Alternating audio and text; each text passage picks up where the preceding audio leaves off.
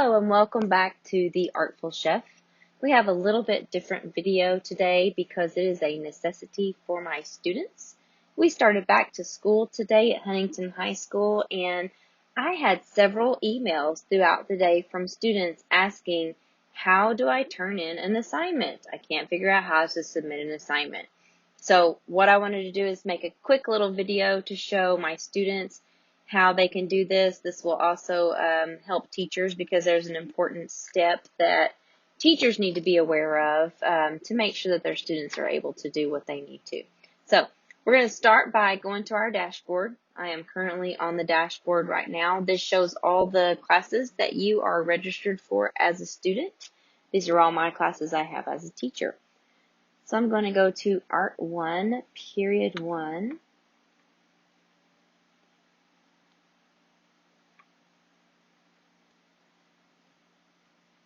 And the first thing I want to make note of, this is more for teachers than it is for students, but for a student, you might want to ask a teacher the options just in case you don't know. So I'm going to go to edit so that the teachers can see this. So you want to make sure, teachers, that you have all the options available that you want for them to be able to submit an assignment. So I'm actually on the wrong thing here. Let me go to assignments. So I'm going to go to assignments, and I'm going to click on my handbook scavenger hunt. And then I'm going to go to edit. So teachers, this is a very important section right here. This is how the kids can submit their work to you. Do you want them to enter it in a text box where everyone can see it?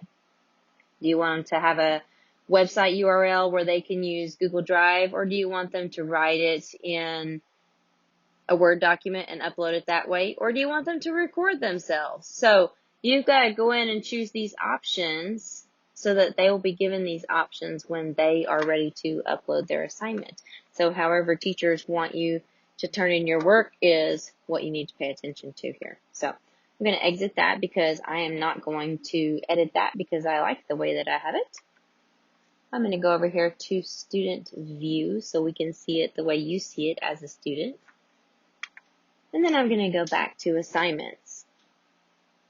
So we're talking about the assignment. This one is a discussion forum, and we'll talk about that in just a moment. So on here, on assignments, what you want to do is you want to copy what you have here as your questions. So I'm just going to highlight these questions. I'm going to right click and copy. And then I have already gone through and put this in my Google Drive and into Word document, so you'll have it as an example. But I'm going to go to Google Drive. For those of you who do not know how to access Google Drive, you will open up a new tab as if you're going to go do a Google search, and then you will go over here. So it's very important when you do this, you make sure that you are the one that is logged in and not someone else. So right now I'm on my husband's computer, so currently we are logged in as him. So I'm going to change that. I'm going to click on my Caddo Schools. And so on this little section right here, for those of you who do not know how to use this, you will click on this and you will go to Drive. To create a new one, you will go over here to New. You will click on Google Docs. And then you will just right click and paste, or you can Command V if you're using a Mac, or Control V if you're using Windows. I believe it's Control V. It's been a while since I've used Windows. So there's all my questions that I copied from the scavenger hunt. I'm going to go in and I'm going to put some random answers.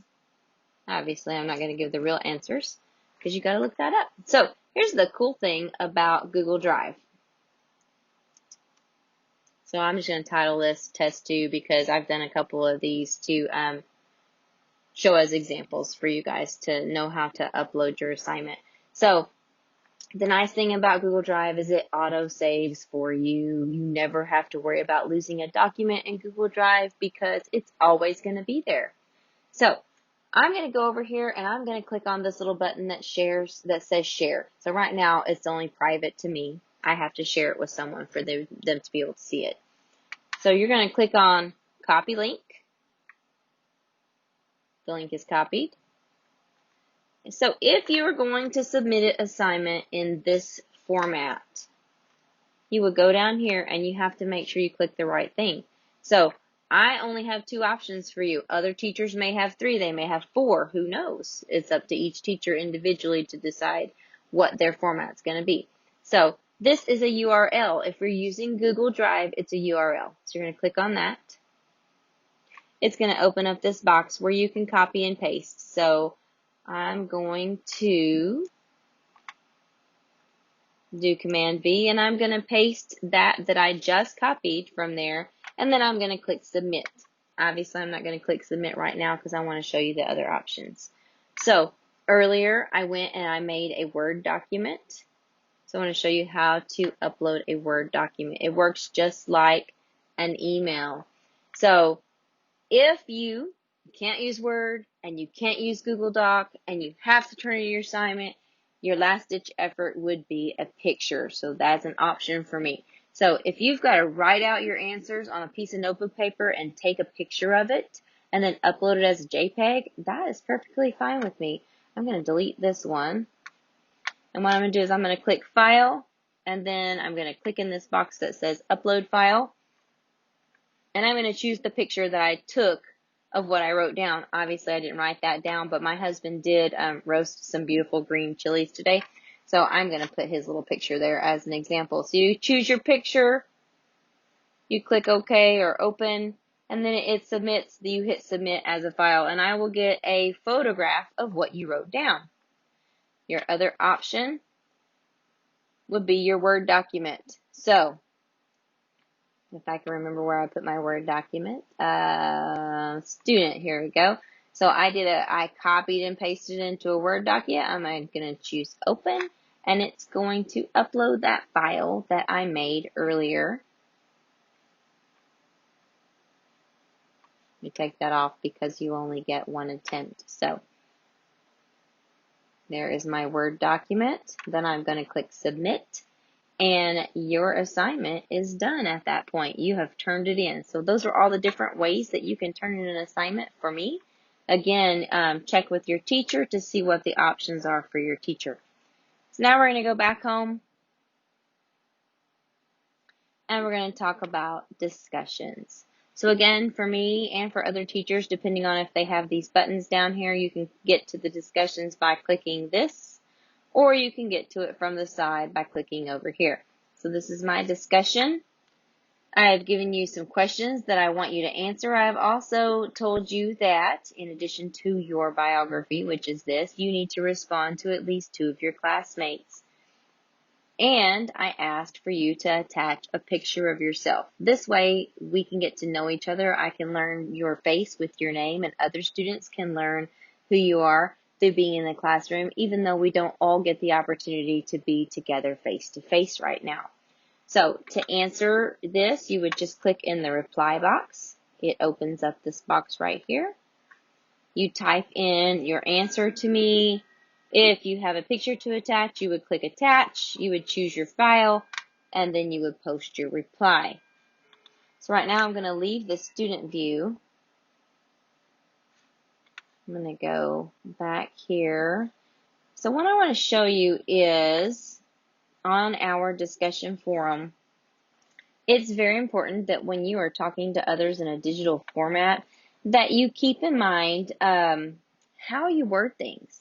Because, you know, when you're in person, you have body language and you have tone of voice that will help you infer how someone is feeling or what they're thinking or what they meant by a comment.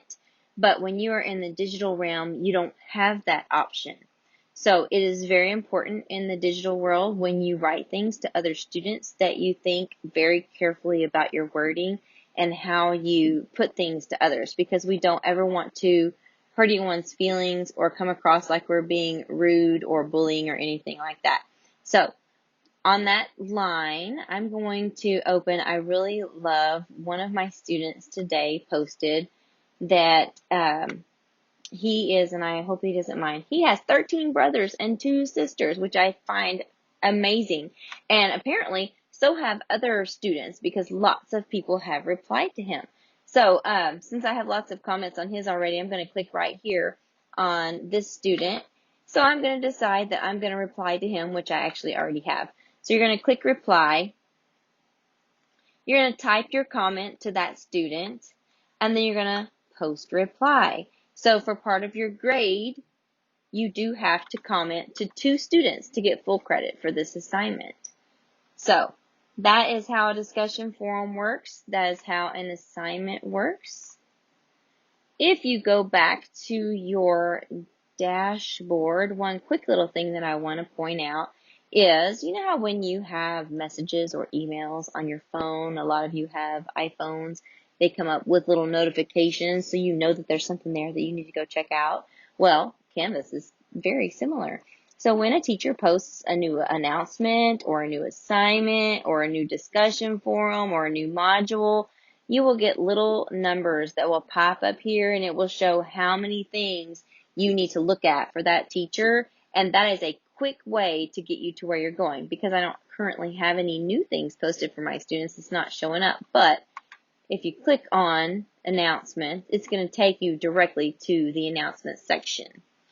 Same for the other things. So if you need any more help, you guys know how to get my information. If you go to home and you click on contact information for Miss M, that will take you directly to a page that will give you my cell phone number, my email, my office hours, and all the things you need to know to be able to contact me. So if you have any more questions, please let me know, and I look forward to talking to you soon. Bye.